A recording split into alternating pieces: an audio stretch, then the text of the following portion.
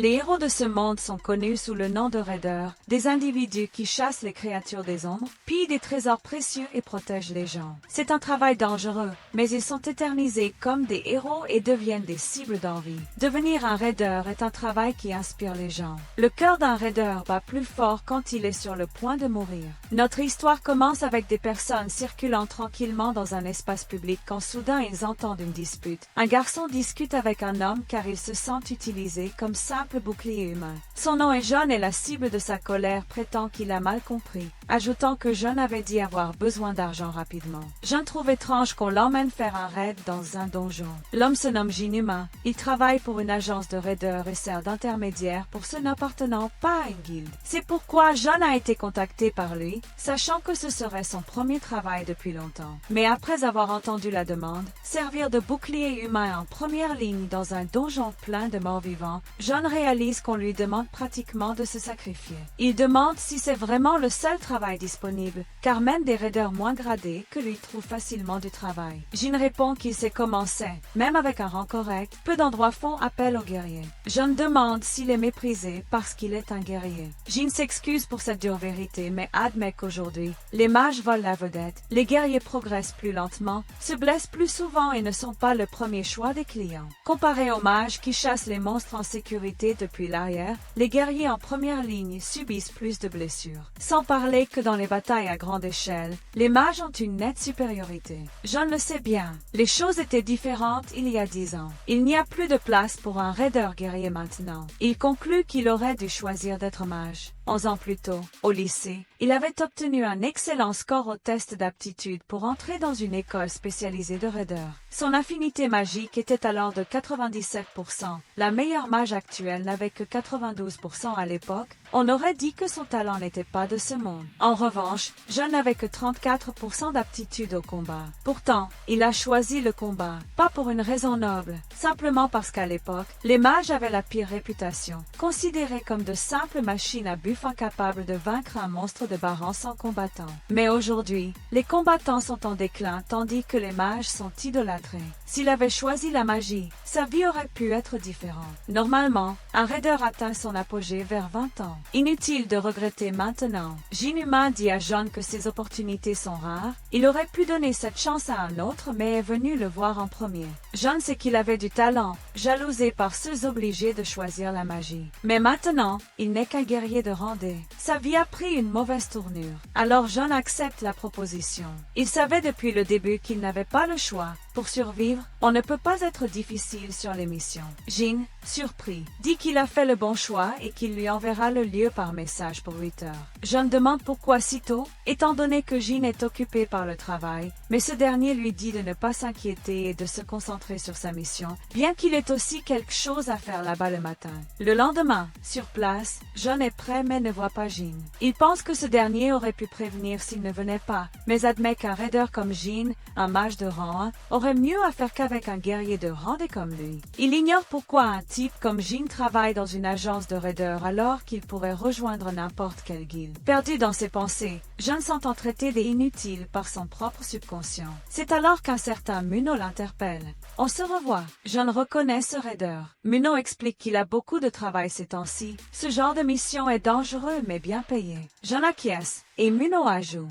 Quoi qu'il en soit, Muno dit qu'ils doivent donner leur maximum et aller boire après. Le protagoniste trouve l'idée sympa, mais au fond, il est démoralisé, avouant manquer d'argent ces temps-ci. Muno, qui avait payé la dernière fois, le taquine. Gêné, John rougit. Muno, voyant sa réaction, propose de payer encore, mais ce sera la dernière fois. John se sent mal, pensant qu'il profite toujours de ses amis. En vérité, il trouve Muno naïf. Soudain, un homme annonce que tous doivent se rassembler à l'entrée de la donjon dans 30 minutes. L'ambiance est morose, y compris pour John et Muno. Ce dernier dit qu'il est temps de se préparer. John, sans envie, tue le temps sur son téléphone. Dans une donjon, les raiders doivent surveiller 2 choses. La première, une chance inattendue. Cette chance peut troubler l'esprit, baisser la garde face au danger. Incapables de réfléchir logiquement, les raiders sont testés. Est-ce vraiment de la chance ou une tragédie déguisée? Muno interrompt John, le charriant sur son addiction au téléphone avant une donjon. Une photo de sa copine. Peut-être. John nie, mais regarde son écran. Une photo avec sa mère, promettant de revenir sain et sauf. Puis,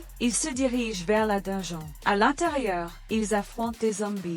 Un chef hurle aux tanks de lever leurs boucliers et de tenir la ligne, même au prix de leur vie. Je pense que ce boulot est atroce. Pendant ce temps, les mages invoquent leur sort. Des éclats magiques surgissent, les tanks résistent, retenant les monstres tandis que les sorts les anéantissent. John observe les zombies tomber, mais son regard dérive vers la guilde Météore, une guilde de mages surnommée Étoile montante. Leur présence le rassure. Avec eux, la mort semble loin. Après la bataille, Muno, déjà en train de boire, demande si la salle du boss est la dernière étape. Il plaisante, vieillir est dur. S'il avait su, il aurait moins joué enfant et grindé sans relâche. John rétorque qu'il est encore jeune et d'un niveau supérieur au sien. Muno demande si John a eu de bons drops, car cette donjon de rang moyen offre de bons items. John, incertain, vérifie son système. Quelque chose d'étrange attire son attention. Il murmure. C'est quoi ça? Une douleur fulgurante lui vrille la tête. Que s'est-il passé? Il regarde l'écran. Le système signale une chute. Bizarre, c'est inédit. Un autre message indique une tentative de redémarrage échouée pour raisons inconnues. Perplexe, John voit une lueur et entend « Suis la lumière ». Effrayé par cette voix soudaine, il lit un nouvel avertissement. Une présence inconnue infiltre le système. Une tentative de réparation en mode sécurisé échoue. Méfiant, John se demande quelle est cette voix lui ordonnant de suivre la lumière. Muno, intrigué, lui demande de quoi il parle. John balbutie que ce n'est rien, croyant avoir entendu « Suis la lumière ». En regardant Muno, il ne voit qu'une lueur autour de lui. Déconcerté, il se demande quelle est cette lumière qu'il doit suivre.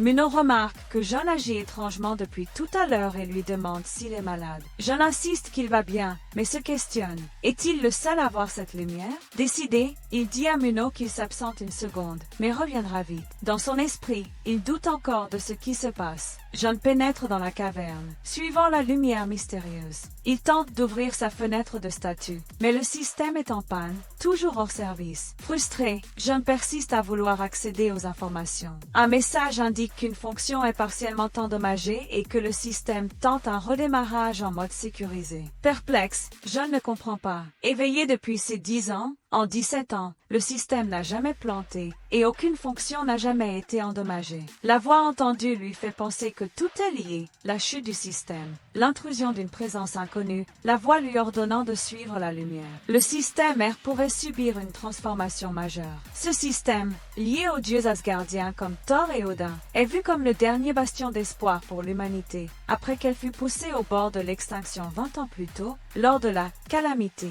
de 2001. Au milieu du Pacifique, un arbre géant, Yggdrasil, jaillit en une matinée, s'élevant au-delà des cieux en 90 jours. Certains y virent un signe d'extinction, d'autres une bénédiction. Son vrai nom, Yggdrasil, vient de la mythologie nordique. 9 jours après sa croissance complète, une tragédie frappa. Des monstres apparurent partout, tuant la moitié de l'humanité. La moitié des survivants succomba à la famine ou aux maladies. Au cœur du désespoir, un homme émergea, défiant le chaos et les créatures terrifiantes. Une lueur d'espoir naquit. Les monstres l'attaquèrent, mais il resta inébranlable. Premier éveillé, il jouessa de la magie contre eux. Un humain doté de l'autorité des dieux venait d'apparaître. Le nombre d'éveillés grandit, et parmi eux, les raiders chassaient les monstres. Le système R est l'arme ultime des héros les plus puissants. Je pense qu'un changement majeur dans R serait difficile à envisager positivement. Il atteint enfin la source de la lumière, face à un portail étrange. Ignorant sa nature, John imagine un portail au trésor, s'enthousiasmant. Ces salles cachées,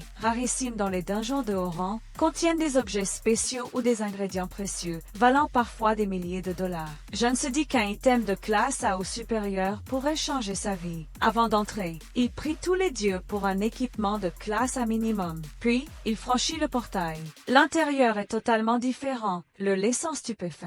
Un tel espace dans une donjon, les rumeurs télévisées n'étaient pas des légendes. Au centre du salon, un objet l'attire. Peu importe ce que c'est, ce doit être l'item tant désiré. En s'approchant, il tend la main. Le système annonce une restauration partielle de ses fonctions et l'acquisition d'un nouvel équipement. On lui propose d'évaluer l'item. John pense que tout progresse bien, le système revenant pile au bon moment. Il inspecte l'objet, œil perdu d'Odin. Une fois équipé, il permet de comprendre les runes et d'utiliser la magie pour désarmer ou détruire. Cet item est unique au monde. En vérifiant son statut, une douleur aiguë frappe son œil réel.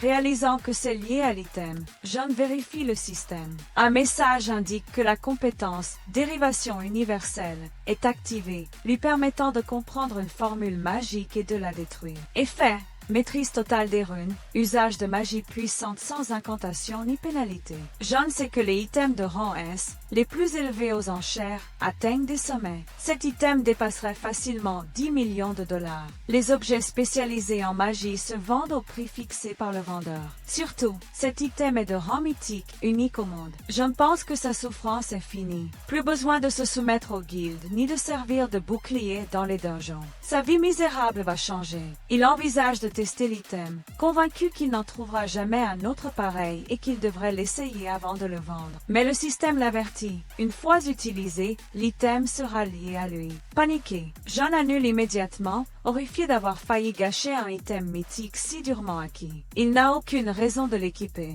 Sur le marché noir, il vaudrait des centaines de millions. Malgré ce trésor, John ne veut plus explorer les donjons. Après 20 ans, son niveau stagne et l'item ne serait pas efficace sur lui. La panne du système est une complication inattendue, une anomalie sans précédent. Mais John est habitué aux imprévus. Dans un monde où les donjons sont réels, les raiders vivent souvent des situations soudaines, classées en deux types, chance ou tragédie. John se demande s'il devrait rebrousser chemin. Dehors, Muno rassure les autres, disant que John va revenir, qu'il vérifiait quelque chose. Il demande au chef d'attendre.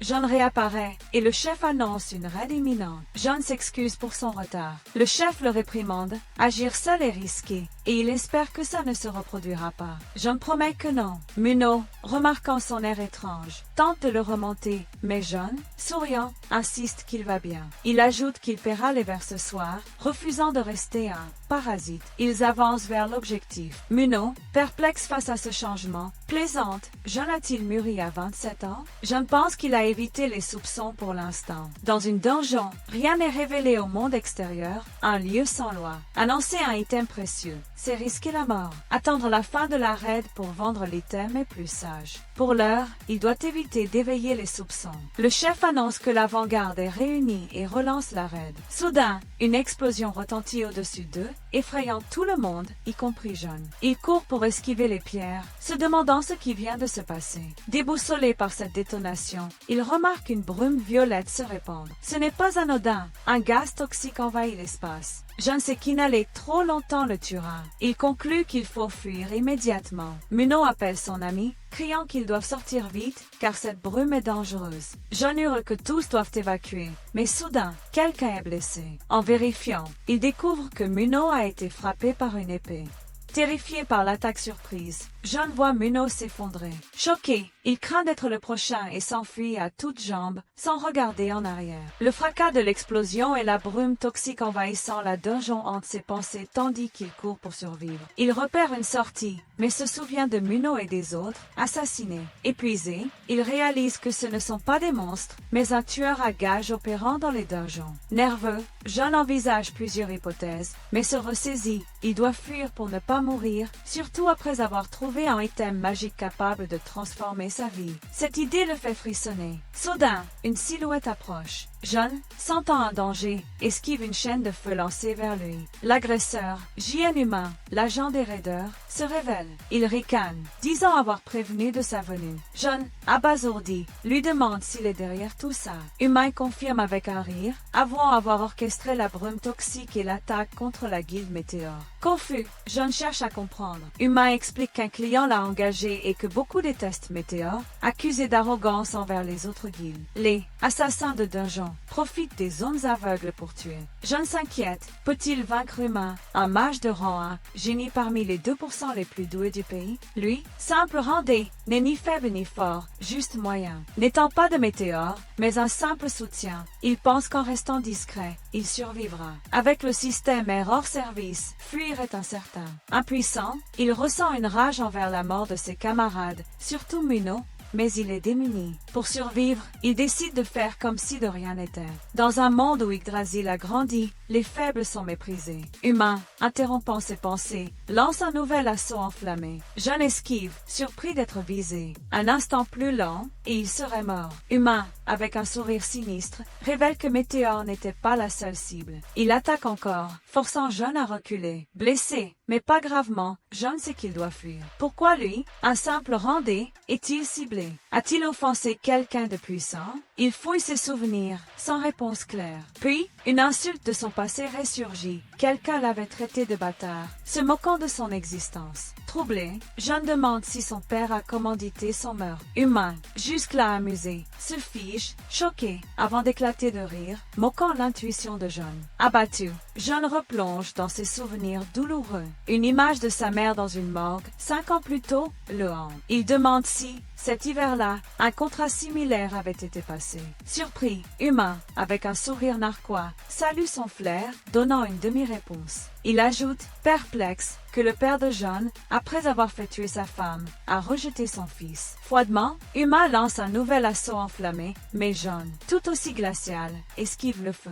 Humain, choqué, demande à John s'il ne trouve pas ça stupéfiant. Il confirme les faits et fait ses adieux. Mais John reste immobile, cherchant ses derniers mots. Avant qu'il ne parle, une lumière jaillit du système. Un item s'active. Humain, moqueur, demande s'il a dit quelque chose, ôtant son capuce pour mieux entendre. Soudain, il sursaute, voyant une lumière intense autour de John. Quelle magie est-ce? Le sol sous John se fissure, mais il ne s'en rend pas compte, perdu dans ses pensées. Humain sent la menace intensifiée. Perplexe face à cette anomalie. Voulant en finir, il déclare que leur jeu s'arrête ici et ordonne à John de mourir. Il lance son attaque la plus puissante, une chaîne de feu fond sur John. Immobile, John ouvre les yeux au dernier instant, stoppant l'assaut. Humain, abasourdi, n'en croit pas ses yeux. Le système annonce que elle, œil perdu d'Odin, est équipé, lié à John. L'item ne peut plus être vendu. Un message mentionne une carte blanche, utilisable. Furieux, Humain hurle, impossible. La magie de John s'est éveillée. John charge, menaçant de tuer Humain douloureusement. Le système indique que la compétence chaîne électrique est copiée, permettant à John de l'utiliser. Il invoque plusieurs chaînes contre Humain, qui panique. Comment? J'ai mis des années à maîtriser ça.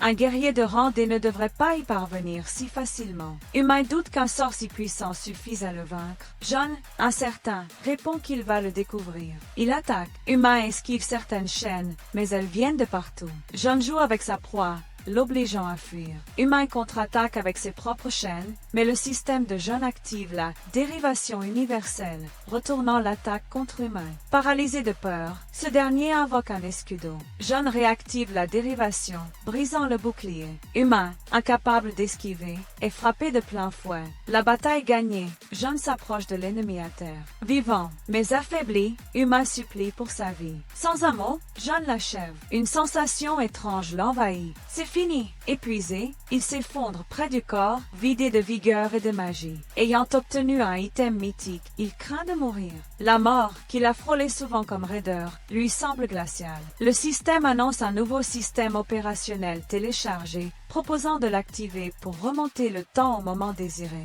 John comprend, une régression. Le système va-t-il me sauver? Incertain de ce qu'il attend en joie ou tristesse, il lance le système, n'ayant pas d'autre choix. Un message confirme l'activation du système. Norme. Des images floues apparaissent, dans une langue étrange. Des filles discutent, joyeuses, mais leurs paroles sont incompréhensibles. L'une tend la main à John. En la saisissant, le système annonce qu'il est désormais l'ennemi des tout-puissants Eri. Les compétences passives, observées par les dieux, et œil divin, sont acquises. Les dieux opposés à Yggdrasil l'observent. John se réveille dans un lit, encore sous le choc. John observe son environnement, perplexe, sans saisir ce qui se passe. Le lieu lui semble familier. En examinant ses mains, rien d'anormal, mais son pouvoir danse active. Le système annonce que la régression temporelle vers l'époque la plus désirée a réussi. John se demande s'il rêve. Ses souvenirs affluent. A-t-il vraiment voyagé dans le temps? Il conclut que non, ce doit être un rêve. Il revoit ses derniers instants avec sa mère, renforçant cette idée. Pourtant, à sa stupéfaction, elle entre dans la maison. John se précipite vers elle, l'enlaçant, pensant que si c'est un rêve, il ne veut jamais se réveiller. Plus tard, le système indique 15 novembre 2010. John est revenu avec succès à l'époque souhaitée. Les restrictions sur les activités non combattantes sont levées et son corps est restauré à 20%. John doute encore de la réalité, mais reconnaît sa chambre dans leur ancienne maison. Une mission secondaire, le repos, ami du succès, est créée. Le système le désigne comme un survivant miraculeux de la mort et lui demande de se reposer pour récupérer 80% de santé. John réfléchit. Il n'est pas mort dans son dernier combat, probablement grâce au nouveau système qui l'a ramené dans le passé. Habitué à l'apparition d'Yggdrasil et des monstres, il sait que s'adapter rapidement est crucial. Si le système est exact, il est 11 ans en arrière, en 3e année d'école primaire. Le système s'appelle désormais Nornir. Bien que ce retour semble onirique, John s'y fait peu à peu. En vérifiant son calendrier, il voit un rappel. Postuler à l'Académie Millie en classe de combat, coûte que coûte. Prenant une plume, il réécrit. C'est une chance précieuse, il ne répétera pas ses erreurs. Cette fois, il sera mage. À table, le goût de la nourriture le fait pleurer d'émotion. Sa mère, voyant cela, s'inquiète. D'ordinaire si calme. Pourquoi pleure-t-il? Elle demande si quelque chose le tracasse. John répond que non, juste un cauchemar. Ses souvenirs douloureux l'angoissent. Il veut lui confier quelque chose. Elle pense qu'il craint de postuler à Millie, consciente que devenir raideur est dangereux et compétitif. Si John hésite, elle envisagerait une école normale. Mais John annonce vouloir changer sa candidature pour devenir mage. Soulagée, sa mère se rappelle son obsession pour la classe guerrière. Connaissant sa réflexion, elle sait qu'il ne parle pas à la légère. Inquiète, elle le fixe et demande s'il ne décide pas sur un coup de tête. John assure que non, y pensant depuis longtemps. Elle approuve, il est libre, mais ne doit pas céder à l'appât du gain. Qu'il choisisse la magie ou autre, elle le soutiendra. Ému, John se retient de pleurer. Ce n'est pas le moment pour se venger de son père. Un raideur de rang 1, il doit devenir bien plus fort. Le système annonce la complétion de la mission de repos, offrant une carte blanche en récompense. John commence à s'entraîner sans tarder, conscient que la situation lui est favorable. Il ignore encore la nature exacte du système Nornir, mais il compte en tirer parti, fort de sa connaissance du futur. Il sait où trouver des trésors cachés et des ruines, sa mémoire servant de carte des donjons. Son problème, ses compétences. Hormis celles acquises lors de son dernier combat, il n'a que des aptitudes de guerrier. Pas étonnant, vu son choix initial de classe. Se demandant quoi faire, il vérifie son statut, son niveau et ses attributs sont revenus à ceux de l'époque. Pourquoi seules ses compétences passives persistent? Le système explique que, grâce à observées par les dieux, elles sont conservées, favorisant une croissance rapide sous la bénédiction divine. Cette compétence booste tous les attributs, ce qui surprend John. Plus crucial encore, l'attention des dieux opposés aux Eri. Il examine ses autres compétences. Le système affiche œil du Dieu absolu, qui perce les illusions pour révéler la vérité, et chaîne de foudre, qui peut paralyser l'ennemi. L'œil reste mystérieux, mais la chaîne est puissante. Côté attribut, la force est secondaire pour un mage, mais la dextérité est essentielle pour esquiver. La magie est cruciale, et la résistance, primordiale, elle réduit la fatigue lors d'actions répétitives. En la priorisant, John verra des progrès en montant de niveau. Sa première priorité est réglée, reste à choisir ses compétences. Ses attaques sont solides, mais apprendre des sorts de haut rang est impossible sans assez de mana. Un sort de soin lui manque. En 2010, les mages sont méprisés comparés aux guerriers, sauf les soigneurs, vénéré partout, utile même en médecine. John conclut qu'un sort de soin lui évitera le mépris. Problème, trouver un éveillé soigneur est rare. Son combat contre humains était inévitable, mais il devra bientôt utiliser ses cartes blanches efficacement. Ignorant combien le système en donnera, il doute d'obtenir un item bouleversant l'équilibre. Pas une option quelque part, se demande-t-il. Son téléphone sonne. Curieux, il découvre une notification de Kim Yoon-jun, son ami d'enfance. Voisins, ils étaient inséparables. Elle rêvait de rejoindre Millie avec lui, mais sa mort tragique dans ses bras le hante. Refoulant son malaise, John se jure de changer son destin. En lisant ses messages, il la retrouve telle qu'il s'en souvenait. La Sainte Yoon et sa magie du sacrifice, pense-t-il. Ragaillardi, il annonce qu'il arrive. Sa mère lui recommande de ne pas rentrer tard. Heureux de revoir Yoon, il se sent revivre. Ailleurs, le chauffeur de Yusin détaille son emploi du temps, une conférence motivante en ville, puis une donjon de Rambé près de Sibuk, suivie d'une inspection à la base Wu, avant un départ pour la mai. Inquiet, il note que Yusin est plus pâle qu'à l'accoutumée et demande si elle tiendra le coup. Yusin répond qu'elle va bien, juste un peu fatiguée. Le chauffeur attribue cela à son rythme effréné des derniers mois, ajoutant que son sort de sacrifice consume sa force vitale. Il regrette l'absence d'un autre soigneur avec un sort équivalent pour la guérir. Yusin coupe court, rappelant leur accord de ne pas en parler. Saji, inquiet, pense que si cela continue, elle s'effondrera. Surnommée la Sainte de Corée, Yusin risque de s'écrouler. Pendant ce temps, Kim Yoon-jun emmène Jeon se promener. Pressé, le tirant par la main. Jeon plaisante, disant qu'elle l'a appelé par peur de se perdre. Elle rétorque que non et lui demande d'arrêter ses suppositions. Jeon veut qu'elle lâche sa main, mais elle la serre plus fort. Il taquine. Comment une fille brillante en études et sports peut-elle toujours se perdre? Yoon-jun réplique que grâce à elle, Jeon peut voir le discours de Yusin. Il acquiesce, pensant que copier le sacrifice de la Sainte serait un atout majeur, renforçant son influence en Corée du Sud. Il s'assoit pour la conférence. Yoon-jun est enthousiaste, mais Jeon est distrait. Des affiches vantent la Sainte, capable de sauver par sa magie de soins. Yusin, curandera renommé mondialement, protégea les citoyens avant tous. Mais Jeon doute de ses intentions. Yusin monte sur scène, salue et se présente. Jeon, seule à rester impassible, c'est qu'elle atteindra un état critique dans 2 mois lors d'une raid à Taïwan, à cause de son sort sacrifice. Il connaît le seul moyen de la sauver. Yoon-jun, exalté, crie son admiration. Jeon la taquine. Elle va effrayer la Sainte. Dans son discours, Yusin évoque un monde en crise depuis Yggdrasil. Des vies furent perdues, mais les éveillés et raiders ont amélioré la situation. Pourtant, seuls 20% des éveillés deviennent raiders, malgré l'augmentation des morts. Le monde oscille entre vie et mort. Yusin appelle les éveillés à faire preuve de courage pour changer le monde, les exhortant à devenir raiders. Sa guilde, Euma, les soutiendra. Elle conclut, acclamée. Yoon-jun loue son éloquence. Jeon approuve. La plupart des éveillés évitent le front, comme lui avant sa régression, rêvant d'une vie sans combat.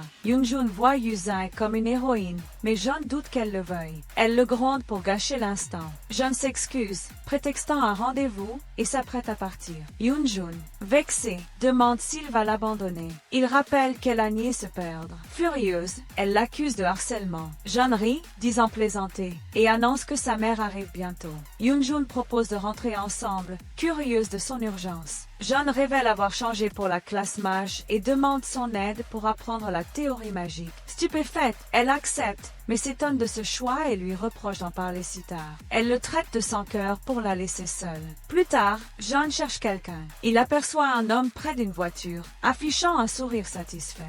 Yusin répond qu'elle va bien, juste un peu fatiguée. Le chauffeur attribue cela à son rythme effréné des derniers mois, ajoutant que son sort de sacrifice consume sa force vitale. Il regrette l'absence d'un autre soigneur avec un sort équivalent pour la guérir. Yusin coupe court, rappelant leur accord de ne pas en parler. Saji, inquiet, pense que si cela continue, elle s'effondrera. Surnommée la Sainte de Corée, Yusin risque de s'écrouler. Pendant ce temps, Kim Yoon-jun emmène Jeon se promener. Pressé, le tirant par la main. Jeon plaisante, disant qu'elle l'a appelé par peur de se perdre. Elle rétorque que non et lui demande d'arrêter ses suppositions. Jeon veut qu'elle lâche sa main, mais elle la serre plus fort. Il taquine. Comment une fille brillante en études et sports peut-elle toujours se perdre? Yoon-jun réplique que grâce à elle, Jeon peut voir le discours de Yusin. Il acquiesce, pensant que copier le sacrifice de la Sainte serait un atout majeur, renforçant son influence en Corée du Sud. Il s'assoit pour la conférence. Yoon-jun est enthousiaste, mais Jeon est distrait.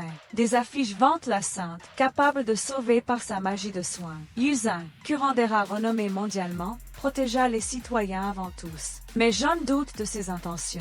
Yuza monte sur scène, salue et se présente. John, seule à rester impassible, c'est qu'elle atteindra un état critique dans 2 mois lors d'une raid à Taïwan à cause de son sort sacrifice. Il connaît le seul moyen de la sauver. Yoon-jun, exalté, crie son admiration. John la taquine. Elle va effrayer la sainte. Dans son discours, Yuza évoque un monde en crise depuis Yggdrasil. Des vies furent perdues, mais les éveillés et raiders ont amélioré la situation. Pourtant, seuls 20% des éveillés deviennent raiders, malgré l'augmentation des morts. Le monde oscille entre vie et mort. Yuza appelle les éveillés à faire preuve de courage pour changer le monde, les exhortant à devenir raiders. Sa guilde, Euma, les soutiendra. Elle conclut, acclamée. Yoon-jun loue son éloquence. John approuve. La plupart des éveillés évitent le front, comme lui avant sa régression, rêvant d'une vie sans combat. Yoon-jun voit Yuza comme une héroïne, mais John doute qu'elle le veuille. Elle le gronde pour gâcher l'instant. John s'excuse, prétextant un rendez-vous, et s'apprête à partir. Yoon-jun, vexée, demande s'il va l'abandonner. Il rappelle qu'elle a nié se perdre. Furieuse, elle l'accuse de harcèlement. John rit, disant plaisanter, et annonce que sa mère arrive bientôt. Yoon-jun propose de rentrer ensemble, curieuse de son urgence. John révèle avoir changé pour la classe mage et demande son aide pour apprendre la théorie magique. Stupéfaite, elle accepte, mais s'étonne de ce choix et lui reproche d'en parler si tard. Elle le traite de sans cœur pour la laisser seule. Plus tard, John cherche quelqu'un. Il aperçoit un homme près d'une voiture, affichant un sourire satisfait. John acquiesce, avouant ses grands rêves, mais précisant qu'il lui faut argent et relations. Il espère l'aide de la guilde de Yuza dans ces moments. Elle répond que s'il a le courage pour cela, il vaut l'investissement. Reconnaissant son talent, elle ajoute avoir ses propres intérêts et pose une condition. John note que, malgré une situation désespérée où il pourrait être son seul espoir, Yuza reste calme. Peut-être grâce à son statut de maîtresse de guilde. Elle précise que sa maladie est personnelle, sans lien avec la guilde. Cependant, John veut l'appui de toute la guilde, pas seulement le sien. Elle sous-entend que ce n'est pas un échange équivalent et décidera après avoir entendu sa condition. John pense qu'elle a plus à perdre si elle n'est pas guérie et qu'elle ne proposerait rien d'absurde. Yuza demande alors s'il a une guilde en vue. Déconcertée, John se demande si elle veut le recruter. Sérieuse, elle confirme, expliquant ses raisons. Premièrement, il a découvert son secret médical, une information confidentielle prouvant ses talents d'investigation. John sait cela grâce à sa régression, mais ne peut le révéler. Deuxièmement, il a parfaitement copié son sort unique, un exploit inédit. Elle ignore combien d'autres compétences il pourrait reproduire, les possibilités semblant infinies. Gêné, John demande s'il y a une troisième raison. Oui, la plus importante. Face à la maîtresse de la guilde Euma, il reste imperturbable. Un jeune si confiant l'intrigue. Cela suffit-il pour le recruter? Dans son passé, la guilde s'effondra après la crise de Yuza pour des raisons obscures. Aujourd'hui, elle domine. Rejoindre Euma garantirait respect et traitement privilégié, idéal pour progresser. John objecte, un contrat avec un mineur est-il légal? Yuza sourit, mentionnant les droits de négociation prioritaires, permettant à une guilde de sponsoriser des cadets non majeurs avec priorité à leur majorité. Une offre réservée aux génies. John, jadis rejeté par les guildes les plus modestes, n'imaginait pas en bénéficier. Yuza trouve son côté enfantin attachant et promet d'envoyer le contrat chez lui, l'invitant à réfléchir. John insiste pour la guérir d'abord. C'est une opportunité, mais il peut décider plus tard. Priorité à la guérison. Pendant le processus, Sanji l'observe, méfiant, perplexe face à ce qu'il voit. Il se remémore les prouesses de John et ne doute plus de ses capacités. Pourtant, nombreux avant lui ont tenté de guérir Yuza. Sa maladie, incurable même par les plus grands soigneurs, est d'une complexité rare, défiant toute tentative. Le système de John annonce l'activation de sacrifice. Une vague de magie curative parcourt son corps et Yuza ressent immédiatement les effets. Sanji, stupéfait, observe ce qui semble un miracle. Il s'excuse pour son comportement passé, implorant John de veiller sur sa maîtresse. John le rassure, à sa place, il n'aurait pas cru en ses promesses. Sanji insiste pour se racheter plus tard. Le système informe John que la guérison est réussie et sa compétence, premier secours, passe au niveau 19. Après le soin, John demande à Yuza de bouger. Elle se lève doucement, marche vers la fenêtre et tend les mains vers des papillons, émue aux larmes. Ses symptômes ont disparu. Elle remercie John, mais s'inquiète d'éventuelles pénalités. John explique que, grâce à une carte blanche, il n'en subira pas. Taquin, il ajoute que si cela arrive, elle pourra le soigner. Yuzan promet de le faire, autant de fois que nécessaire. Elle lui donne sa carte, s'engageant à répondre à ses besoins et à considérer le contrat positivement. John prend la carte, mais mentionne une dernière requête avant de partir. Le lendemain, le véhicule de Yuzan s'arrête. Sanji ouvre la portière, et John, élégamment vêtu, descend. Il reconnaît une donjon de Ranba, propriété de la guilde main. Conscient que l'Académie Melee réunit des génies compétitifs, il sait qu'il doit monter en niveau pour survivre. Sanji a préparé des objets de soins et outils simples pour l'expédition. Concernant l'équipement, il prête à John des items de la guilde. John choisit un bâton magique et remercie. Sanji le rassure. Bien que de Ranba, une donjon reste dangereuse seule. Pourquoi y aller seul? John répond vouloir juste gagner des niveaux. Sanji sort une pierre de téléportation, expliquant qu'en la brisant, John reviendra à l'entrée de la guilde. Il insiste pour qu'il la prenne, comme excuse pour sa rudesse et gratitude pour la guérison de Yuzan. John accepte, reconnaissant. Il sent une faible énergie magique, typique d'une donjon de Baran, et pense ne pas avoir de problème. Sanji répète de ne pas oublier la pierre en cas de danger. John entre, et son système émet une alerte. Le décor change brutalement. Paniqué, John demande ce qui se passe. Le système Nornir annonce son téléportation vers une zone spécifique, la Terre des Morts, rang 1. Loin de là, Yuzan, dans son bureau, s'inquiète pour John. Il avait requis une donjon de Baran, seul. Même à ce niveau, compléter une donjon en solo est presque impossible pour un aspirant raider. Talentueux, John reste un diamant brut. Elle se demande pourquoi il a insisté pour y aller seul, intrigué par son plan. On frappe à sa porte. Park Anna se présente. Yuzan la fait entrer. Anna remet le dossier de John. Yuzan la remercie. Observer quelqu'un en personne est rare pour elle. Elle doit avoir vu ce qui rend John si spécial. Yuzan lit le dossier de John, notant qu'il est inscrit comme guerrier. Comment maîtrise-t-il la magie? Avec Anna, elle soupire, perplexe. Yuzan, intrigué, poursuit sa lecture. Elle interroge Anna. Tout est correct? Anna répond que, sauf erreur technique, les données sont justes, certaines étant impressionnantes. Yuzan appelle Sanji, lui demandant de transmettre à John qu'elle est disponible pour une rencontre dès sa sortie, voulant évaluer son talent en personne. Sanji, confus, acquiesce. Dans la donjon, John est téléporté par le système. Il chute d'une hauteur notable, ressentant une douleur à l'impact. Relevé, il découvre un cimetière enveloppé d'une brume étrange. En respirant, il tousse, mal à l'aise, se demandant ce qui se passe. Un mort-vivant armé, squelette arché, le vise. Une flèche frôle John, qui esquive de justesse. L'ennemi, tenace, prépare un nouvel assaut. John craint un poison paralysant, mais sa compétence sacrifice le protège. Des morts-vivants surgissent, une énergie sombre envahit l'espace. Inquiet, John affronte les assaillants à distance. Ses réflexes aiguisés lui permettent d'attraper une flèche. Ailleurs, Kim Yoon-jun, chez elle, fulmine contre John. Laissée seule une amie qui se perd facilement, impardonnable. Il l'a accompagnée à la conférence pour l'abandonner ensuite. Elle s'énerve, lui, qui déteste la foule, a soudain changé d'avis, puis a annoncé devenir mage, reniant des années d'entraînement acharné pour être guerrier. Ce revirement est inexplicable. Prudent, John hésite même 10 minutes pour choisir un plat. Cette décision impulsive ne lui ressemble pas. Furieuse, Yoon-jun lui envoie des messages incendiaires, exigeant des explications. Dans la donjon, John perçoit une présence menaçante. 4 squelettes soldats, menés par Droger, approchent. Une équipe plus solide que beaucoup, ironise John, se demandant s'ils attendent qu'il gagne seul. Heureusement, il a son bâton magique, forgé par un artisan de main. Prêt à combattre, il sait que LM, l'un des 9 mondes nordiques, est régi par elle, fille de Loki, reine des morts. Les donjons naissent des 7 mondes, hormis Jar et Asgard, Niflheim, Neige, Muspelheim, Feu, Jotunheim,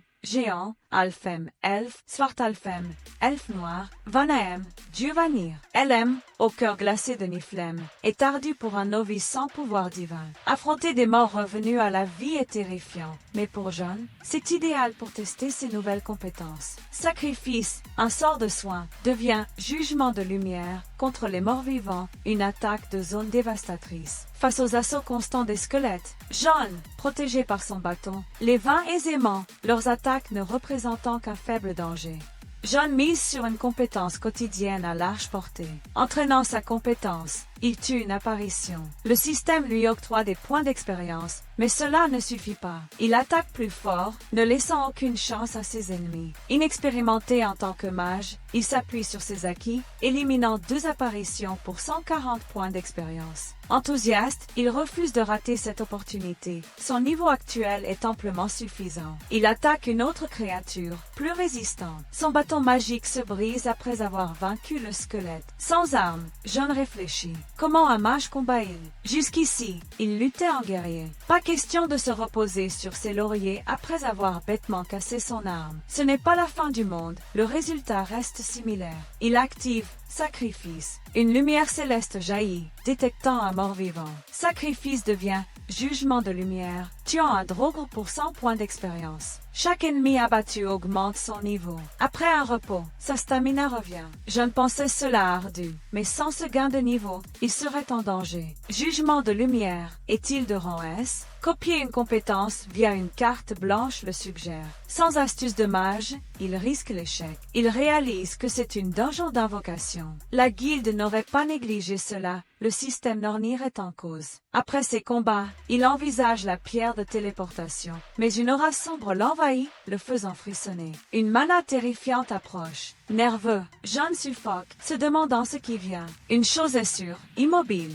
Il mourra. Pour réagir, il se blesse la jambe, forçant son corps à bouger. Silencieux, il sent une présence. Une ombre surgit. Le système alerte, le boss, ombre de la nuit, apparaît. Son niveau dangereusement supérieur. Fuite recommandée. John tente d'ouvrir son inventaire discrètement, mais l'ombre l'attaque, l'envoyant valser. La pierre de téléportation tombe. Introuvable. Le système indique un HP critique. Un item de soin est urgent. Incapable de bouger, John voit l'ombre préparer un coup fatal. Résigné, il ferme les yeux, mais quelque chose cloche. L'ombre est figée. Une voix s'élève. Je ne peux permettre cela. Cet enfant est un invité spécial. Je l'ai amené ici. Une créature s'approche, observant John. Voici l'enfant destiné à être l'adversaire. John, affaibli, se demande qui elle est. A-t-elle paralysé l'ombre? La créature féminine déclare qu'il est destiné à tuer, mais le juge faible, malgré une mana prometteuse. Pourquoi Loki a-t-il choisi un enfant contre Yggdrasil? John,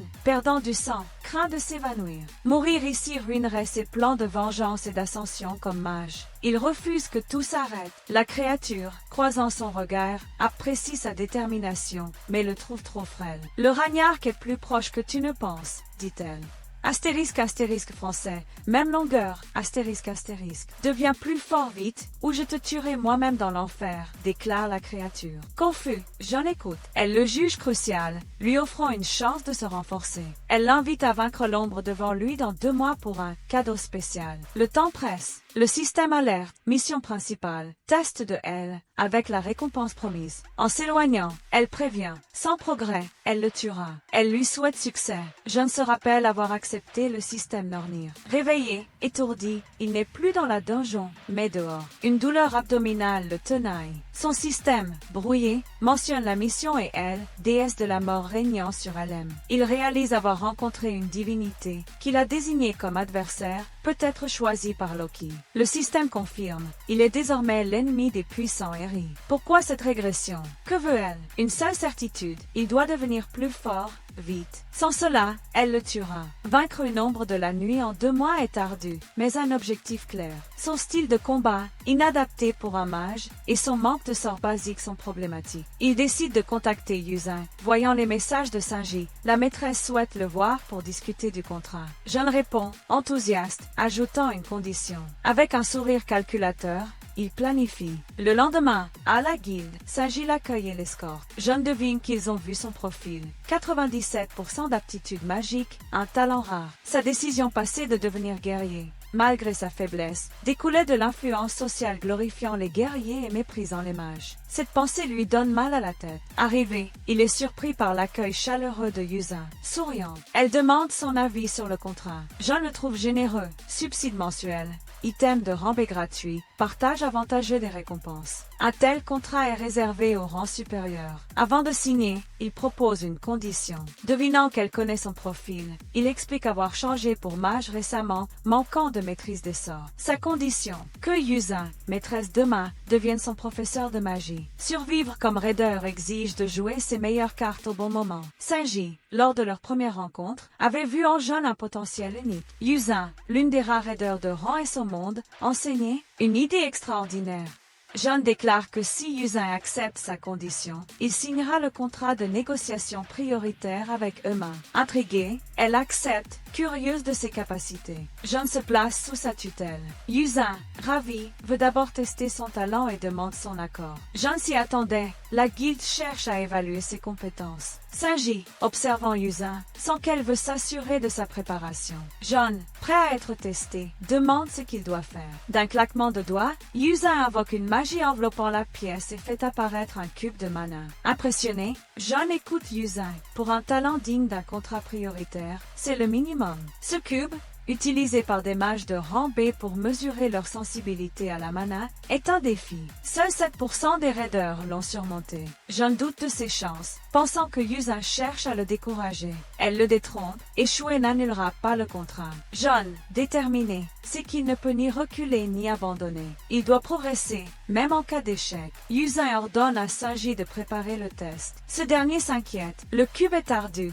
même pour des mages aguerris, et Jeon n'est qu'un enfant. Yuzan insiste, Jeon n'est pas ordinaire, ça vaut le coup d'essayer. Sanji obéit, configurant l'arène via le panneau de contrôle. Un portail s'ouvre dans le cube. Jeon, qui en avait entendu parler avant sa régression, trouve cela plus dangereux que prévu. Yuzan annonce le début, l'encourageant à donner son maximum. Motivé, Jeon franchit le portail. Sanji, inquiet, comprend l'intérêt de Yuzan, mais voit Jeon comme un enfant. Yuzan, confiante, sourit, elle, sent qu'il réussira. Sanji demande ce qui la rend si sûre. Elle élude, curieuse du temps qu'il mettra. À l'intérieur, Jeon se retrouve dans un espace aquatique, nageant dans un océan de mana. Il respire, mais craint la mana vicieuse, une maladie mortelle due à une surexposition. Inactif, il risque la mort. Trouver la sortie est prioritaire. Une seule porte mène dehors, cachée parmi des tourbillons de mana. En se concentrant pour détecter le bon flux, Jeon remarque une lueur au loin, un cristal.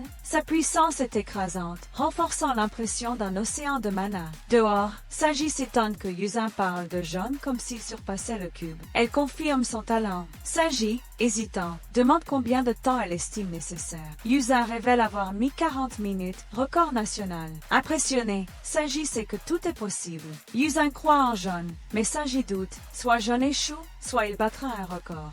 Yuzan, intrigué, sent que Jeon est spécial, mais doute qu'il sorte du cube. Soudain, des fissures apparaissent sur le cube. Sanji, stupéfait, observe les craquelures s'élargir. Perplexe, il vérifie son téléphone. Seulement 10 minutes se sont écoulées. Une fissure en si peu de temps, leur curiosité s'éveille. À l'intérieur, Jeon fixe le cristal. Sa mana, plus dense que l'environnement, suggère qu'il est le cœur du cube. Le détruire pourrait libérer Jeon. Il s'approche, le saisit et le brise d'une main. Le cube se fracture, et Jeon, satisfait, voit son plan fonctionner. Le système annonce l'acquisition de la compétence passive, essence d'application de mana. Dehors, Sanji et Yuzan, choqués, n'en reviennent pas. Seuls 7% des mages sortent du cube, en 3 heures en moyenne. Les rangs B prennent 2 heures, les A, 1 heure et demie, les S, 30 minutes à 1 heure. Le record mondial, détenu par Camilla, Union européenne, est de 36 minutes. Jeon l'a pulvérisé en 10 minutes, soit 26 minutes de moins. Sanji, ébahi, souligne ce record. Yuzan s'approche, demandant comment il a fait. Jeon explique avoir trouvé et brisé un cristal. Yuzan, stupéfaite, précise que ce cristal concentre toute la mana du cube. Un éveillé ordinaire ne pourrait ni le détecter ni le détruire. Que Jeon l'ait fait prouve que sa mana surpasse celle du cube. Pensive, elle conclut le test, promettant, au lendemain, de faire de lui le meilleur mage. « Es-tu prêt ?» demande-t-elle. Ailleurs, Kim Yoon-jun et la mère de Jeon discutent. Jeon est en retard, injoignable. Un véhicule luxueux approche, surprenant les deux femmes. Jeon en sort, à l'aise. Yoon-jun s'étonne. Pourquoi un tel véhicule? La mère, inquiète, craint une mauvaise fréquentation. Saji salue Jeon avant de partir. Yoonjun, suspicieuse, questionne Jeon. Un guerrier ne lui convient-il plus? Il confirme son choix de devenir mage, ayant envoyé une nouvelle candidature. Être guerrier est trop épuisant. Yoonjun ironise. Il y a 3 secondes, il disait que mage n'avait pas d'avenir. Pourquoi ce revirement? Jeon rétorque que les gens changent. Elle s'étonne, sachant qu'il voulait éviter à sa mère l'inquiétude d'un métier peu lucratif. Les guerriers, lents et à risque, sont moins prisés que les mages. Jeon, conscient, change de sujet, demandant ce qu'elle fait chez lui. Ses parents sont-ils en voyage d'affaires? Yoonjun acquiesce, invitée par la mère de Jeon à dormir. Jeon taquine. Pourquoi préfère-t-elle leur modeste maison à son manoir? Il sait qu'elle est fille unique d'une famille influente, ses parents vendant des parties de monstres à l'international, la laissant souvent seule. La mère de Jeon, proche de sa famille, l'accueille fréquemment. Après avoir expliqué son choix, Jeon demande à Yoonjun de lui enseigner la théorie magique. Jeon demande si Yoonjun se contente de paroles. Elle rétorque qu'il doit d'abord écouter sa demande, puis décider. Hésitante, elle avoue ne pas savoir quoi exiger, agaçant Jeon. Après réflexion, elle propose un vœu. Il exaucera ce qu'elle voudra, mais il peut refuser. Jeon accepte, fixant un délai d'1 an. Si elle n'en profite pas, il ne fera rien. Yoonjun trouve cela injuste, mais acquiesce. Jeon pense qu'elle oubliera d'ici là. Curieux, il demande quel vœu elle envisage, taquinant son air sérieux qui, dit-il, l'enlaidit. Furieuse, Yoonjun rappelle qu'il l'a abandonnée lors de leur dernière rencontre et jure de se venger. Elle le frappe avec un oreiller. Jeon proteste, mais elle s'en moque. Alors qu'elle continue, la mère de Jeon les appelle pour dîner, amusée de leur complicité. Yoonjun, pas calmé, profite pour frapper encore. Jeon se défend, s'amusant, pensant que ce n'est pas si mal. Ailleurs, dans une donjon, des oiseaux monstrueux et une serpente géante affrontent un raideur. Sombre mais puissant, il triomphe aisément. Un autre raideur, l'appelant Seo, le félicite. Grâce à lui, la raid fut un succès, une des meilleures depuis longtemps. Seo remercie sobrement, retirant son épée du monstre. Le raideur suggère qu'ils rejoignent leur guilde, Scarlet, assurant que ce serait bénéfique. Seo décline, sans intention d'intégrer une guilde. Le raideur insiste, vantant les avantages de Scarlet. Seo, agacé, le fixe d'un regard noir. Le raideur persiste, mais Seo, exaspéré, l'entrave soudain avec des chaînes magiques, laissant son interlocuteur inquiet et déstabilisé par cette réaction. Seong le traite d'inférieur et d'impur, affirmant qu'il a un sens vulgaire de la cupidité. Il réfléchit à ce qu'on est censé attendre d'un humain, mais conclut rapidement que les humains ne sont pas les seuls. Le guerrier devient alors très confus, comme s'il avait oublié où il était et ce qu'il faisait. Retour au protagoniste. Seong dit que pour la première leçon, elle veut tester son sens du combat et ses réflexes. En d'autres mots, ils vont se battre en duel. Jeon demande si ce n'est pas un peu trop pour commencer, mais il en trouve drôle qu'un gamin qui est sorti du cube de mana en 10 minutes dise ça. Elle ordonne ensuite à Ji d'attaquer le protagoniste, sur qui il est prêt depuis leur dernier échange et qu'il a planifié cela dès le départ. Il se prépare à combattre et Seong l'observe de haut en bas. Elle remarque qu'il place son pied gauche devant, plie légèrement les genoux et abaisse les épaules au maximum, une posture typique d'un guerrier, rapide et agile. Jin attaque la maîtresse, mais elle s'en soucie à peine et esquive son coup sans difficulté. Elle attrape son poing, laissant le protagoniste choqué par sa facilité à se défendre. Elle lui sourit simplement, puis le projette dans l'arène d'un geste léger.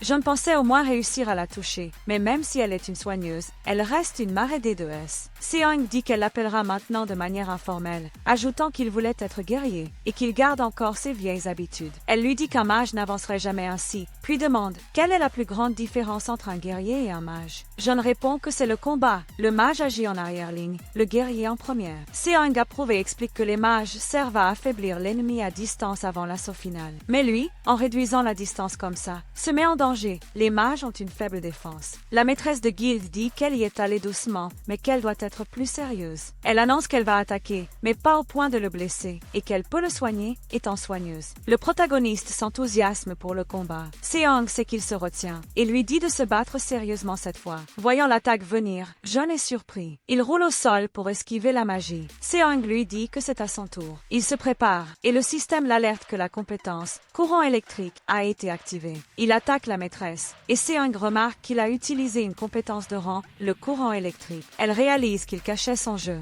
Le fait qu'elle ait esquivé si facilement l'impressionne. Mais Yusa ne laisse pas passer et contre-attaque. Quand Jeon réalise qu'elle approche, il est déjà trop tard, il est frappé de plein fouet. La maîtresse dit que peu importe son talent, s'il ne touche pas sa cible, il ne sert à rien. John se relève, frustré d'avoir été touché. Pour Yuzan, c'est inattendu. Elle avait réduit la puissance de son sort, sans penser qu'il tiendrait debout. Elle prépare une nouvelle attaque et lui demande s'il pense pouvoir encaisser celle-là aussi. Le protagoniste est épuisé, mais utilise une ressource précieuse, ses yeux. Dès que Seongo attaque, le système signale que la compétence dérivation universelle et la flèche divine sont activées. Ainsi, les attaques de Yuzan ne l'atteignent pas. Elle comprend que son sort a échoué, croyant que Seongo a inversé le sort par ingénierie. La maîtresse dit qu'il la surprend de plus en plus et lui demande combien d'atouts il a encore. Le protagoniste répond qu'il ne sait pas. Il l'attaque aussitôt avec sa chaîne de feu. Yuzan ne s'y attendait pas et manque de peu d'être touché, ne se sauvant qu'avec un bouclier. L'attaque de John était très rapide. Ce qui est incroyable, c'est qu'une telle puissance vienne d'un enfant. Il continue à l'attaquer, ce qui pousse Seong à se demander comment il lance des sorts sans incantation. Pour les mages, incanter est une règle.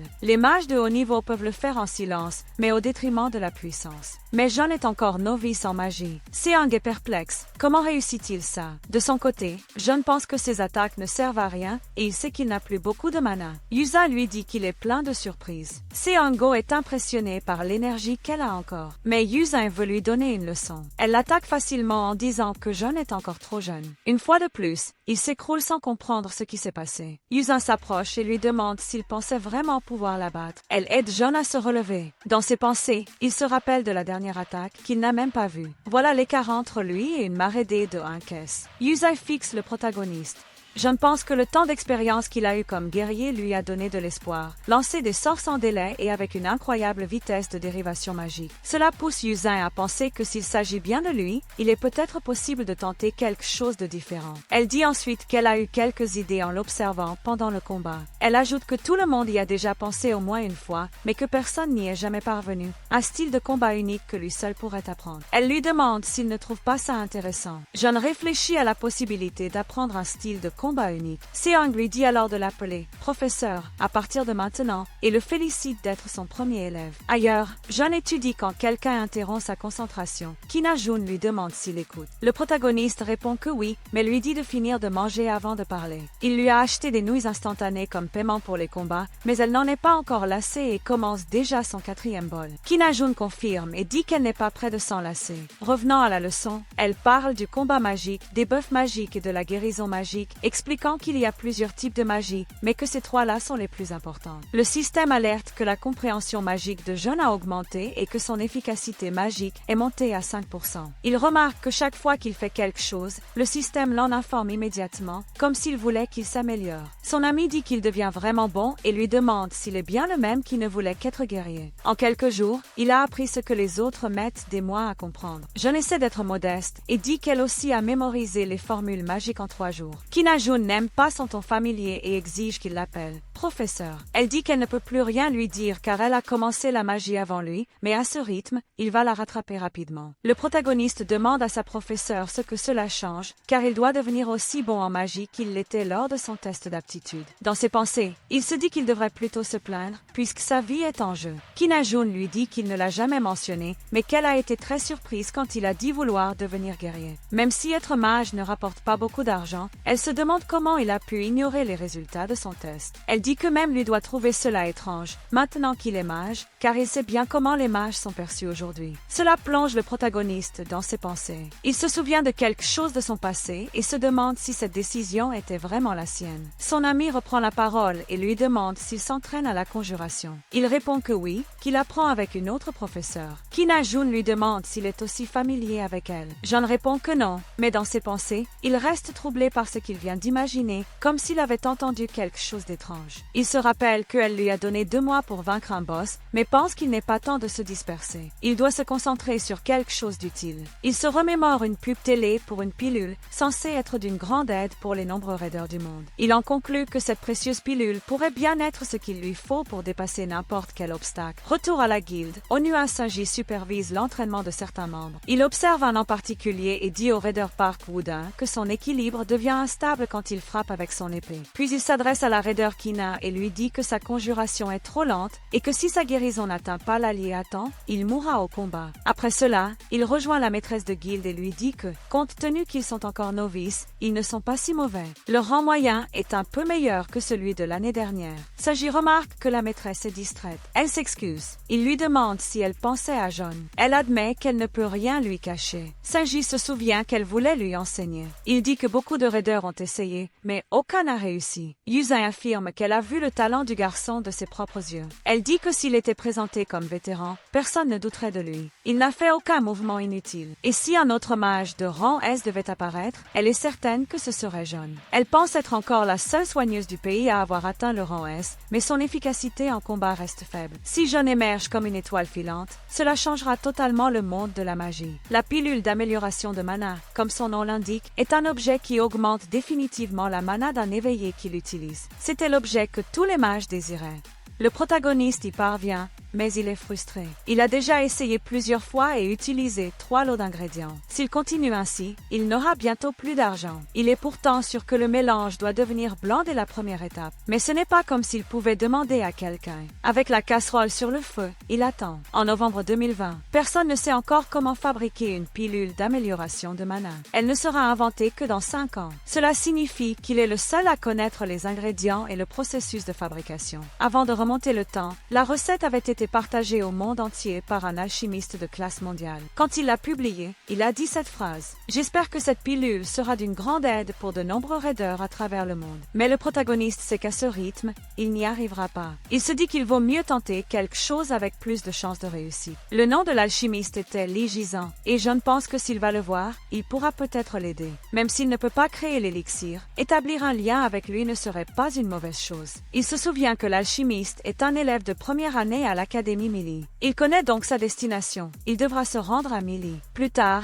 la mère du protagoniste rentre à la maison. En voyant la cuisine, elle découvre les atrocités que son fils y a laissées. On dirait un film d'horreur. Elle pense à appeler la police, mais remarque que rien n'a été volé. Elle se demande alors s'il existe un cambrioleur qui retourne uniquement la cuisine sans toucher au reste de la maison. Armée d'une casserole, elle se met à chercher l'intrus dans la maison. De retour au protagoniste, il se souvient que dès l'apparition de l'Hydrasil et des monstres, certaines personnes se sont adaptées très vite. L'une d'elles était la lame rapide. Quand le premier éveillé a disparu sans laisser de traces, elle est apparue pour prendre sa place en tant que première encaisse de Corée. Mais la personne que John doit rencontrer maintenant est son fils cadet, Li Jiao. Il se rend alors à un portail de téléportation et demande un trajet vers Daegu. Daegu est aujourd'hui abandonné à cause des invasions de monstres. Une ville infestée, où chaque pas met une vie en danger. Mais les gens ont une raison d'y aller malgré tout. L'employé lui demande s'il est un cadet de l'Académie Mili. Il répond que non, pas encore. Il n'est qu'un étudiant avec du potentiel. Il poursuit sa route, sachant qu'il est proche de l'entrée principale de l'académie. Un lieu familier de sa jeunesse, chargé de mauvais souvenirs. Mais tout cela n'a plus d'importance maintenant. Il décide d'entrer, car rester immobile ici serait dangereux. La zone n'est pas sûre. Certains monstres pourraient encore rôder. Zhao entre dans l'académie avec un passe temporaire et tente de trouver Li Jiao parmi les élèves. Bien qu'il soit dans le département de combat, il n'était pas très talentueux. Il y avait donc peu de chances qu'il utilise les installations de combat de Mili. John décide alors d'inspecter les salles de classe. Mais il remarque bientôt une agitation et va voir de quoi il s'agit. Il entend des élèves parler d'une bagarre qu'ils n'ont pas eu le courage d'arrêter, par peur de se faire frapper aussi. Le protagoniste déteste cette lâcheté. Il se dit que faire un peu de grabuge ne changera pas grand-chose. Il se dirige alors vers la bagarre, convaincu que personne ne l'arrêtera. En entrant dans la salle, il tombe directement sur la cible, le garçon bègue. Celui-ci tente de s'excuser, mais John regarde seulement l'agresseur. Ce dernier, en le voyant, lui demande s'il est un ami du bègue. Avec un regard froid, John ne répond même pas. Il réalise alors que Li Jizan semble épuisé, mais il est heureux de l'avoir enfin trouvé. En voyant John, les deux garçons sont confus. Il demande à Li s'il va bien, mais ce dernier ne comprend pas pourquoi il s'inquiète. Le tyran pose la main sur l'épaule de John et lui demande s'il est le frère du bègue. Il dit qu'il ne savait pas qu'il en avait un, vu qu'ils ne se ressemblent pas du tout. Il ajoute qu'il pensait que les monstres avaient tué toute sa famille. Il explique qu'il avait simplement une discussion avec le garçon et dit à John que s'il ne veut pas de problème, il ferait mieux de partir. Mais John l'écarte sans hésiter. Le tyran est surpris. Le garçon aussi. John dit à Li qu'il devrait aller à l'infirmerie et lui demande s'il peut marcher. Le tyran, toujours choqué d'avoir été repoussé, se moque de John. Puis, en agrippant ses vêtements, il lui demande s'il veut mourir. Le protagoniste dit que c'est déjà la deuxième fois, et il ne comprend pas pourquoi les gens commencent à le coller autant depuis quelque temps. Il se souvient que son ami lui avait dit d'avoir une image claire en tête, de calculer la formule magique, construire le sort, puis l'utiliser. C'est la base de la magie. L'image qu'il a en tête à ce moment-là est celle d'un rayon de lumière lancé comme une flèche, comme celle que Yuzin utilise. À cet instant, son système l'alerte, compétence divine activée. Avec elle, John frappe le tyran, ce qui lui cause une douleur intense. Le garçon est stupéfait. Il vient de voir le protagoniste lancer un sort sans incantation. Dehors, les autres sont complètement perdus. Ils discutent pour savoir s'il a incanté ou non, et comment une simple flèche divine a pu briser le bras d'un guerrier. Certains suggèrent que le tyran est peut-être plus faible qu'il ne le laisse paraître, et qu'il passe son temps à se vanter pour cacher ça. Dans l'esprit de l'agresseur, une inquiétude monte. Il se dit que s'il laisse faire, sa réputation est finie. Il ne sait pas d'où vient ce type, mais il ne veut pas le laisser partir comme ça. Furieux, il l'insulte et se prépare à attaquer. Les gens crient pour qu'il fasse attention, mais le tyran arrogant frappe quand même. John ne bouge même pas. Il active alors sa compétence. Jodin. Il se souvient que Soum lui avait dit, pour créer une barrière, il faut enrober tout son corps de mana. Ainsi, les attaques ricochent. Son système confirme. Barrière de mana activée. Avec elle, il désarme son adversaire. Ensuite, il crée une barrière magique. Le crétin ne sait plus comment réagir. Le protagoniste l'attrape alors par le visage. La pression appliquée le met très mal à l'aise. D'un ton calme, John lui demande, « Tu as fini ?» L'autre tente de répondre, mais la compétence flèche divine s'active à nouveau. L'adversaire est frappé de plein fouet, projeté au loin, et perd connaissance. Cette défaite laisse les gens bouche bée. Il se demande qui est ce garçon venu l'aider. Quand le protagoniste le regarde, il en frissonne. Mais Jean ne veut pas lui faire de mal. Il s'approche alors du corps étendu du tyran. En voyant son visage tuméfié, il demande, « Je lui ai mis une raclée, où il a toujours eu cette tête. » Puis, il sort un objet et dit, « Je ne l'ai pas acheté pour ça, mais bon. » Li Jizan semble reconnaître l'objet. Jean ouvre le flacon et verse tout le liquide sur le visage du garçon inconscient. En observant l'effet de la potion, Li dit, « Je sais pas qui l'a fabriquée, mais elle est super efficace. » Le protagoniste leur propose d'aller à l'infirmerie. Mais en voyant le visage effrayé de Li, il comprend qu'il est encore très nerveux. Il quitte la salle et marche un peu. Li Jean, un peu stressé, lui indique que l'infirmerie est de l'autre côté. Mais John ne sent personne à proximité et dit qu'ici, personne ne pourra les entendre. Jizan devient méfiant. Il comprend que ce garçon est venu spécialement pour lui. Il demande alors, « C'est mon père qui t'envoie. » Mais John pense qu'il a mal compris. Il n'a aucune raison d'être méfiant envers lui. Il répond donc simplement, « Non, je ne sais même pas qui est ton père. » Mais le garçon ne semble pas convaincu. Il demande pourquoi le protagoniste est venu le voir. John répond qu'il a une faveur à lui demander. Il veut qu'il fabrique une certaine pilule. Le garçon répond qu'il ne sait pas faire ce genre de choses. Mais John insiste, il dit qu'il est doué en alchimie, et ajoute que c'est lui qui a vendu cette potion au marché noir. Li Jizan est choqué qu'il ait découvert ça. Il se demande comment il a pu obtenir ces informations. John sait ce que le garçon pense. Il sait aussi qu'il n'aurait jamais pu le retrouver via le marché noir. Ce marché est un système de transaction qui cache totalement l'identité des utilisateurs. Le vendeur, le prix et même le contenant. Tout passe par le système Azer, ce qui rend le tout très sécurisé. S'il n'en était pas ainsi, Li Jizan n'aurait jamais osé vendre l'œil d'Odin. Mais ce n'est plus le moment de réfléchir à ça. John le regarde et voit qu'il est mal à l'aise. Il pense, heureusement que le marché noir fonctionne aussi avec le système NER. Sans cette potion, tout aurait été bien plus compliqué. Il insiste, c'est bien Li qui l'a fabriqué. Le garçon tente d'éviter le sujet, mais il est mauvais menteur. Le protagoniste dit comprendre pourquoi il veut garder ça secret, mais lui explique qu'il n'a pas beaucoup de temps. Li se souvient du moment où il a mis ses objets en vente et se demande si c'était une erreur. Il n'avait jamais imaginé que ça irait aussi loin, juste pour gagner un peu d'argent. Il panique à l'idée que son père découvre la vérité. Il supplie John de ne le dire à personne, mais le protagoniste le rassure. Il n'a aucune intention de le menacer. Il lui tend le flacon et dit « J'ai juste besoin d'un excellent alchimiste capable de faire ce que je veux. » Li Jizan est surpris d'avoir été qualifié d'excellent alchimiste. Cela le rend méfiant. Il commence à croire que le père du protagoniste est peut-être bien derrière tout ça. Il demande alors « Qui es-tu vraiment ?» Le garçon répond simplement qu'il est un élève potentiel de l'Académie Mili et qu'il s'appelle Monsieur Jeune. Tenant le flacon de la potion, Li Jizan déclare qu'il va d'abord écouter ce qu'il a à dire. Il se rend ensuite dans un autre lieu. Le protagoniste complimente l'espace de travail du garçon. Li Jizan le remercie, un peu gêné. Il ne sait pas vraiment comment se comporter porter face à quelqu'un. Il réfléchit à 2 fois avant de parler. Il évoque rapidement la pilule que le protagoniste souhaite fabriquer. John explique qu'il s'agit d'une pilule d'amélioration de mana. Une pilule capable d'augmenter de façon permanente la quantité de mana d'un raideur. Lee lui demande si c'est vraiment possible. John affirme que oui, et qu'il sait que Lee est celui qui inventera cette pilule dans le futur. Intrigué, Lee demande quels sont les ingrédients nécessaires. Il réfléchit, quand de mandragore, au vif dengue, mais il se ravise, pensant que ce n'est sûrement pas suffisant. Le protagoniste remarque alors un changement dans l'aura du garçon. Il ne bégait même plus. Et surtout, il a identifié presque tous les bons ingrédients. Cela confirme le grand talent de Lee et éveille encore plus l'intérêt de John. Lee lui dit que si c'est vraiment un élixir de ce niveau, il vaudrait mieux le confier à un autre alchimiste. Mais John insiste. Il veut que ce soit lui.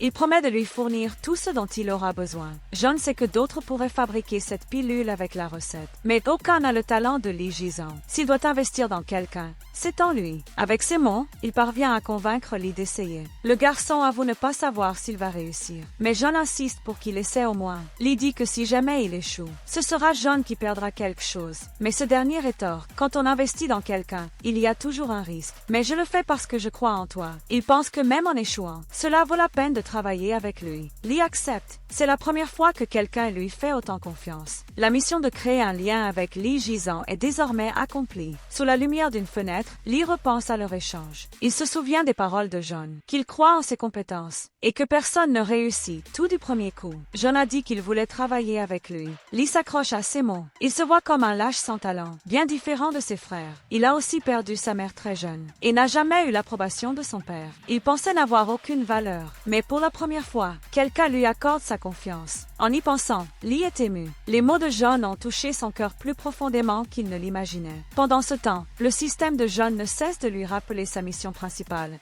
Il décide donc de ne plus perdre de temps et retourne à son entraînement. Des flèches magiques foncent vers lui, lancées par sa professeure, la maîtresse de guilde. John les esquive toutes et utilise même un bouclier magique pour se défendre. Il a appris à lancer la flèche divine et l'utilise à son tour. Sa professeure est obligée de se défendre contre sa propre magie. Son bouclier commence à céder. Elle est surprise de voir à quel point son élève s'est renforcé en si peu de temps. Elle change alors de stratégie. Les deux se regardent un court instant, puis John active une autre compétence. Et Yusa ne reste pas passive. Elle se prépare à attaquer aussi. John remarque ses mouvements et sent qu'il va être touché s'il ne réagit pas. Mais Sanji interrompt brusquement l'entraînement. Le temps est écoulé. Il ajoute que tous deux ont donné le maximum. En voyant la salle d'entraînement, faite de métal art, complètement détruite, il se dit que s'il n'était pas intervenu, tout aurait été réduit en miettes. Après l'entraînement, Yusa dit à John qu'il est devenu beaucoup plus fort et bien plus vite que prévu. Ses sorts sont maintenant bien plus puissants. Elle lui demande s'il étudie la théorie magique de son côté.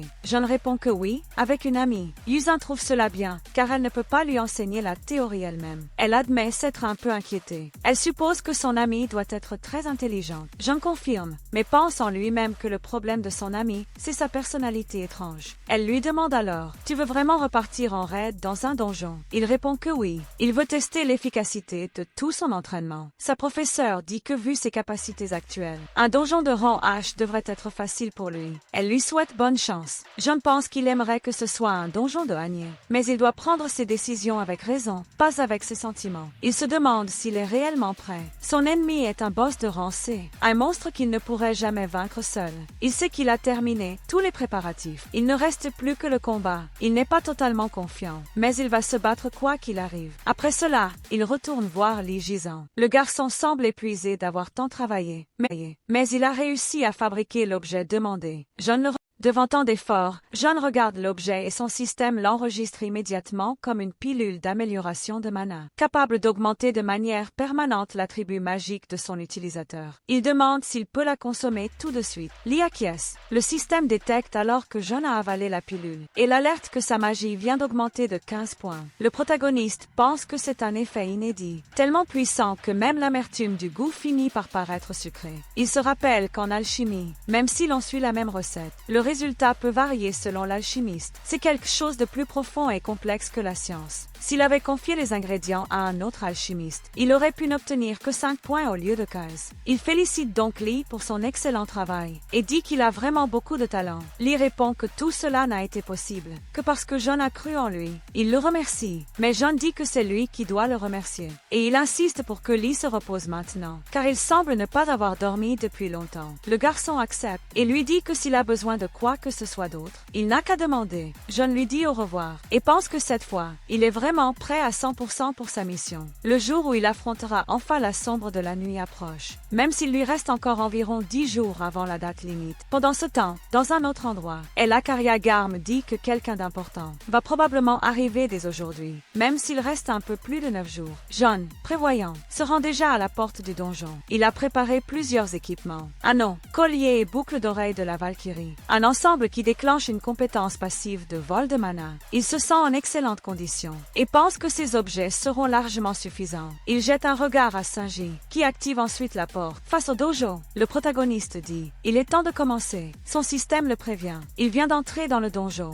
et est immédiatement téléporté vers la terre de la mort de Eli. Il atterrit sans encombre, puis commence à marcher vers sa mission. Cette fois, il ressent quelque chose de nouveau. Une mana terrifiante, concentrée à certains endroits. C'est probablement l'aura de la sombre de la nuit. S'il parvient à la vaincre, il pourra revoir Ryu. Mais John a encore des doutes, notamment à propos de Locke, et sur ce que cela signifie d'être l'adversaire de quelqu'un. En marchant, il rencontre quelques monstres de bas niveau. Il tente de l'attaquer, mais échoue complètement, étant totalement ignoré. John est absorbé par les questions qui lui tournent en tête. Il remarque alors un mouvement étrange sur le côté, et se rappelle soudain une leçon de sa professeure, à propos du style de combat d'un mage de bataille. Yusei avait dit que ce style est hybride. Il combine magie et attaque physique, mais jusqu'ici, personne n'a jamais réussi à le maîtriser pleinement. Pas aussi puissant qu'un mage à distance, ni aussi efficace qu'un guerrier en mêlée. Une position étrange, donc, qui ne se spécialise dans rien. Mais elle avait ajouté que dans son cas, c'était différent. Après avoir mis en pratique ce qu'il a appris, le système l'informe qu'il a réalisé plusieurs kills et reçu des bonus grâce à cela. Dehors, Sanji attend patiemment qu'il ressorte du donjon. Il se distrait un instant avec son téléphone, mais remarque une autre présence. Il devient vigilant, car il n'a reçu aucune information sur d'autres visiteurs. Au loin, il voit une voiture s'approcher. Lorsqu'elle arrive à sa hauteur, la conductrice l'appelle. « Seigneur Sun, tu es dans un endroit aussi reculé, j'ai eu du mal à te trouver. » Elle sort du véhicule et ajoute « Ça faisait longtemps. » Sanji demande ce qu'elle fait là. Elle répond qu'elle travaille aussi maintenant, et qu'en s'occupant de certaines tâches pour la guilde, elle s'est demandé si elle allait le revoir un jour. Alors, elle a pris l'initiative de venir, car elle ne l'a pas vu à la guilde récemment. Yunwa sujet. Sanji repense à ce qu'elle dit. Elle ne l'a même pas appelé une seule fois, depuis qu'ils ont quitté le lycée. Il reste poli et dit que ça fait plaisir de la revoir. Mais il sait qu'elle ne serait jamais venue ici juste pour ça. Elle demande s'il est en train de gérer le donjon. Il répond que ce n'est pas quelque chose qui la regarde. Yunwa note que les donjons ne font normalement pas partie de ses responsabilités et lui demande s'il a été rétrogradé. Mais elle se reprend et dit qu'en réalité, elle est curieuse d'autre chose. Elle mentionne une rumeur disant que la maîtresse de guilde serait malade et demande si c'est vrai. Sanji répond que non et lui demande où elle a entendu ça. Elle dit qu'il y a beaucoup d'oreilles qui traînent et que dans la guilde des soigneurs, les rumeurs vont bon train. Sanji comprend qu'elle insinue qu'ils ont embauché des espions grâce à tout l'argent qu'ils ont. Il entre dans son jeu. Merci pour l'info. Ça me fera plus de boulot au retour. Yunwa a encore une dernière question. Elle lui demande s'il connaît un garçon appelé Minjon. Sanji est surpris. Elle ajoute qu'il semblerait que ce garçon ait rendu visite à la guilde Yonhwa récemment et qu'il a été souvent vu avec la maîtresse de guilde. Une fois encore, Yunwa lui demande s'il sait quelque chose à ce sujet. Sanji répond simplement « Je ne pense pas qu'une personne extérieure ait besoin de se mêler de ça ». La jeune femme semble un peu frustrée et dit qu'elle savait déjà qu'il ne lui répondrait pas. Elle savait que le seigneur Park Sanji était quelqu'un d'inflexible. Si elle est venue jusqu'ici, c'est seulement pour faire semblant de faire quelque chose pour sa guilde, juste pour mériter son salaire. Sur ces mots, elle lui dit au revoir et quitte les lieux en voiture. Sanji reste pensif. Il conclut qu'il devra faire un rapport à la maîtresse de sa guilde. Pendant ce temps, dans le donjon, le protagoniste cache son ennemi sous un tas de cadavres de monstres. Son système l'alerte. le boss sombre de la nuit est apparu. Il ne perd pas une seconde et attaque immédiatement. Ça faisait un moment, hein? Le monstre semble agacé, mais John lui répond. Cette fois, ce sera différent. La sombre passe à l'attaque d'un coup, mais John évite facilement l'assaut. De loin, il vise la créature et envoie plusieurs projectiles. Blessée, elle devient encore plus enragée et se précipite de nouveau vers lui. John l'observe attentivement et se remémore ses leçons de combat. Il fait un pas à gauche, prêt à riposter. La créature charge une nouvelle fois, mais John esquive sans effort, grâce à un simple mouvement de pied.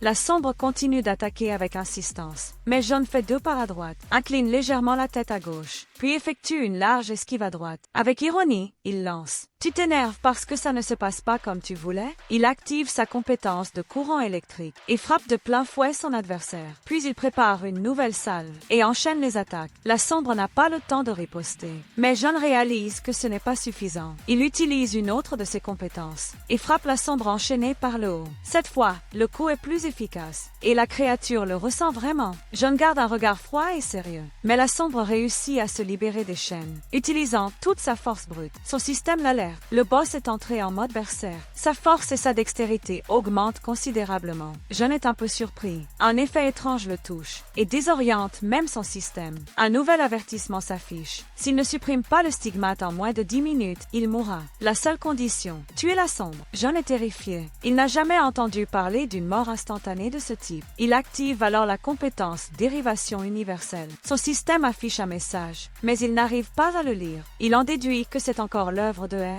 et se demande pourquoi elle aurait créé quelque chose d'aussi cruel. Voyant la mort se rapprocher, il comprend que sa seule option est de vaincre la créature au plus vite. Mais la sombre est bien trop puissante et ne le laisse même pas approcher. John remarque que le boss est en train de fuir. Alors il l'attaque à distance avec ses flèches. Le temps file et la créature devient de plus en plus enragée. John comprend qu'elle le provoque, espérant probablement que la durée du combat le tue. Il pense alors à utiliser une compétence de zone d'effet, impossible à esquiver, mais la sombre prend les devants et utilise à son tour une compétence. John remarque ses mouvements et son système l'alerte. Sa résistance a échoué. Il reçoit un debuff temporaire. Peur. La sombre attaque aussitôt. Et John, paralysé, est touché. Mais le choc du coup annule le debuff. Il s'éloigne rapidement, tentant une nouvelle stratégie. Mais son système lui rappelle. Le temps est très limité. Il envisage d'utiliser des compétences de contrôle de groupe en continu. Mais il doute. S'il lance le jugement de la lumière à nouveau, la sombre pourrait l'en empêcher. Et il épuiserait sa mana pour rien.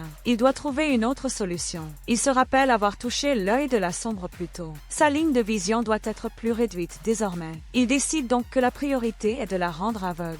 Grâce à sa compétence impulsion du vent, sa dextérité est augmentée temporairement. Et la créature semble avoir compris ce qui arrive. John se prépare à retourner au combat. Tu croyais que j'allais courir vers toi comme un idiot? Il active bombe flash. L'explosion de lumière aveugle momentanément la sombre, lui permettant de s'approcher sans être vu. Mais la créature est persistante et utilise une de ses compétences pour invoquer d'autres monstres. Le temps de John s'écoule vite et il remarque que le boss a encore beaucoup d'énergie. Mais il dit qu'il a presque pitié du monstre, car il est déjà trop tard. Avec la compétence sacrifice, il affronte les morts vivants. Cette capacité passe en mode offensif et il l'associe à jugement de la lumière. Son système affiche alors la compte à rebours de sa mort, qui est désormais très proche.